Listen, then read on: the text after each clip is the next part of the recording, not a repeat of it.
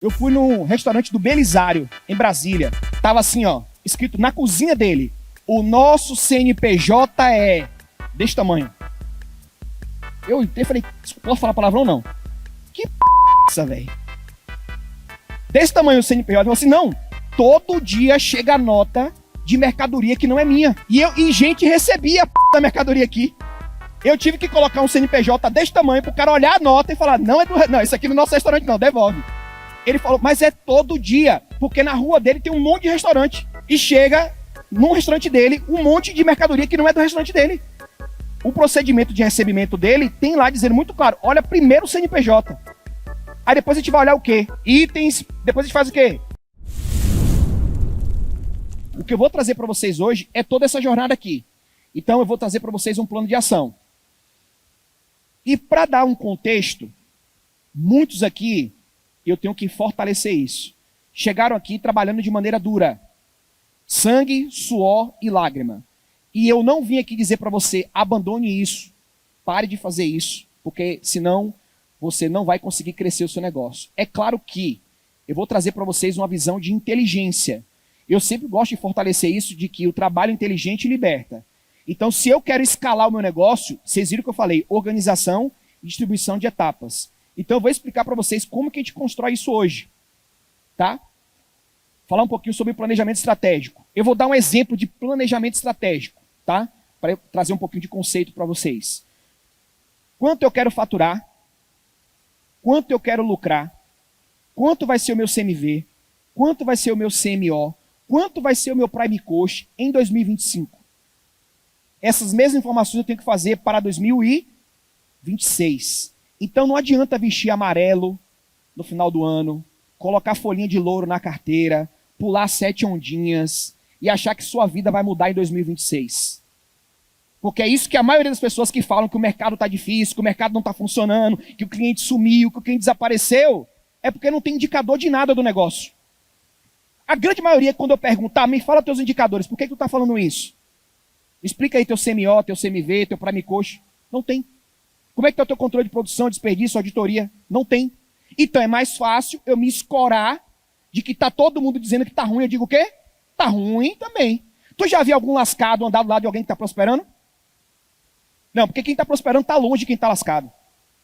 Porque não bate a frequência na cabeça do cara que está prosperando. Ele está perguntando assim, ó, como eu melhoro, como eu desenvolvo, o que eu não estou fazendo, onde tem oportunidade. E o cara que muitas vezes não está crescendo, ele está assim, não, mas é assim mesmo. Não, mas vai mudar de uma hora para outra, essa maré vai virar. A gente vai mudar o governo e as coisas vão dar... Irmão, tu vota, mas tu não controla quem é que vai entrar no poder, não. Controla, não? Não. Tu influencia. Eu tento influenciar meu pai para votar, meu pai vota contra o que eu acredito. Eu vou parar de falar com meu pai? Não. De vez em quando eu dou umas cutucadas, mas não dá para parar de falar. Né? Então eu tenho que fazer o quê? O que está ao meu alcance. E aí, só trazendo um pouquinho de visão, né? Eu gosto de trazer isso aqui sobre crescimento. Mateus, quanto é que a minha empresa precisa faturar em 2026 para eu entender que ela está crescendo? Você tem que entender a inflação prevista para 2026 e qual a previsibilidade de crescimento do mercado food service para 2026. Por exemplo, vocês entenderem, tá? Entre 2023 para 2024, que é onde tem um dado, o nosso mercado superou 455 bilhões em reais foram transacionados no mercado food service no Brasil. A previsão de crescimento para esse ano é de 11%. Quem aqui teve um negócio crescendo 11% esse ano, levanta a mão, de faturamento. Levanta a mão. Levanta a mão, fica com a mão levantada. Aí agora vocês têm que começar a se perguntar o seguinte, se o meu negócio não cresceu 11%, o meu negócio está o quê? Morrendo. Se eu não estou crescendo, eu estou morrendo.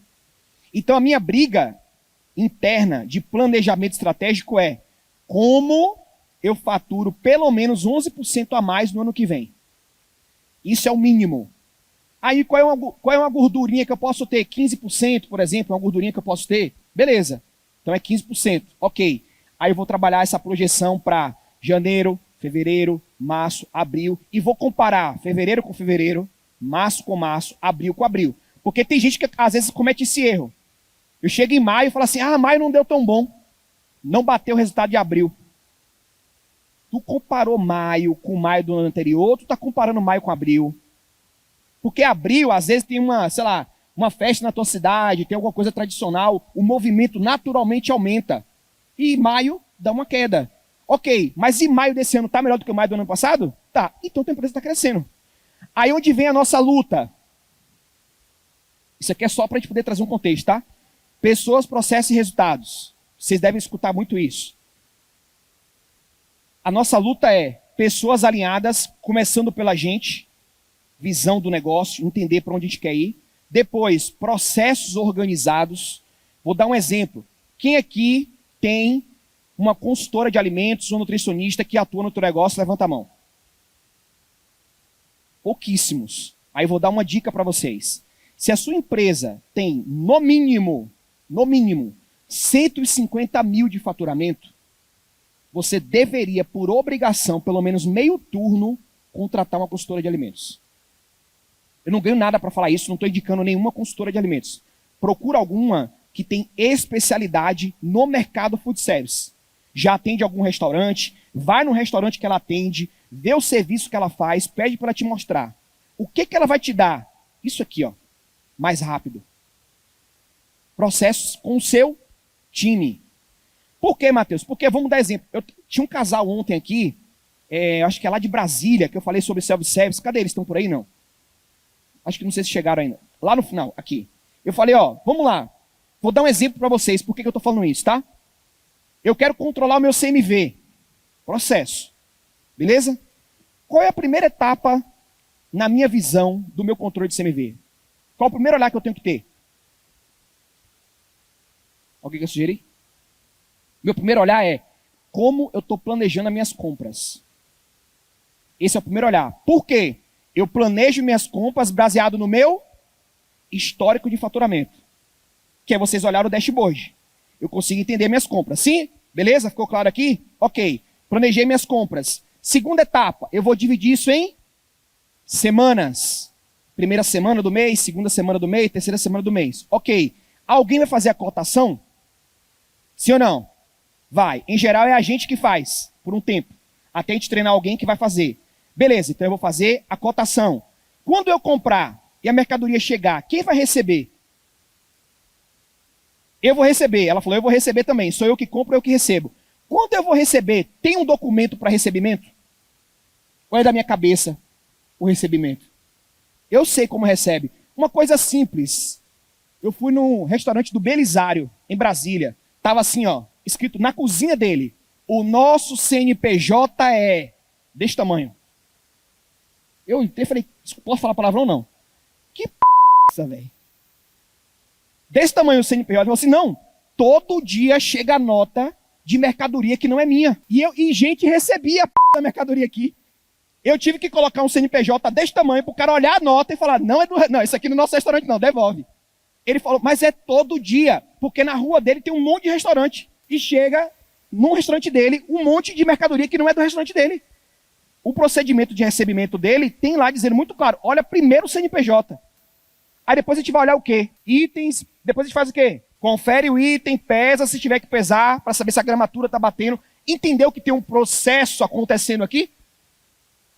Aí beleza, depois que eu recebi a mercadoria, ela entrou no meu estoque, ela vai para que estoque? Vai para a câmara, vai para o seco. Quando ela vai para o seco, tem um PVPS? Alguns tem, outros não. Primeiro vence, primeiro sai. Ou seja, a mercadoria chegou, ela não entra na frente, ela entra atrás. O que está lá vem para frente, porque senão eu vou deixar o quê? Estragar. Entender o que é um nível. E aí, depois que eu faço isso, o que eu vou fazer? Saiu do estoque para vir para a produção. Tem uma requisição de estoque? Não, não tem, Matheus. Qualquer um pega. Meu estoque está aberto. Se o estoque está aberto para os itens que eu trabalho durante a semana, eu preciso o quê? Entender como é que eu crio uma barreira mínima aqui. Porque é igual tratar de criança. Eu compro uva para minhas filhas para durar a semana toda. Bastou ela abrir a geladeira, ela ver que tem uma uva roxa, o que ela fala? Quero uva roxa. Mas minha filha tem banana. Quero uva roxa. E aí eu tenho que trabalhar com ela que não é assim, é porque eu quero e vai ter. Com colaborador é a mesma coisa. Se tiver fácil acesso, o que era para fazer com uma caixa, você vai fazer com duas. O CMV que dava para durar com uma, duas às vezes não dá. Por quê, Mateus? Porque virou desperdício. Beleza, eu criei uma barreira. O estoque não era aberto, agora eu tranquei para os itens principais. Mateus, mas não dá, porque tem muita produção na minha cozinha. Beleza, separa os itens de produção um dia anterior. Quem vai te ajudar a fazer isso? Chefe de cozinha e a nutricionista que você contratou. Baseado em quê? Volume de faturamento esperado e ficha técnica que eu tenho. Vocês têm ficha técnica, sim ou não? Vocês entenderam que o que eu estou fazendo aqui é só criar um processo? Mateus, não vai ficar burocrático, vai ficar organizado. Quando isso se tornar organizado na minha produção, eu vou começar a fazer isso em outras áreas do meu negócio.